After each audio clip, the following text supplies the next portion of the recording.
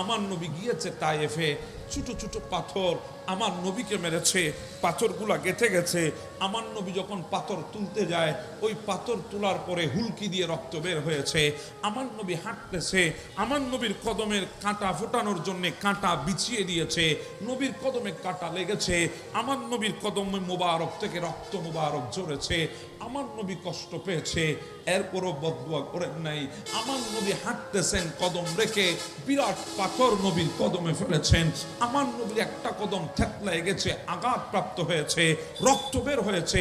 নবী কদম মোবারক বটে নিয়েছেন, এক পায়ের উপরে দাঁড়ানো ছিলেন, ওই পায়ের উপরে আঘাত করেছে, ওই কদমটাও বটে নিয়েছে, হাঁটু গেড়ে জমিনের মধ্যে আমার নবী বসে গেছেন।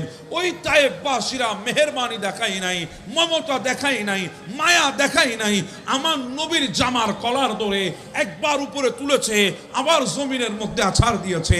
আমার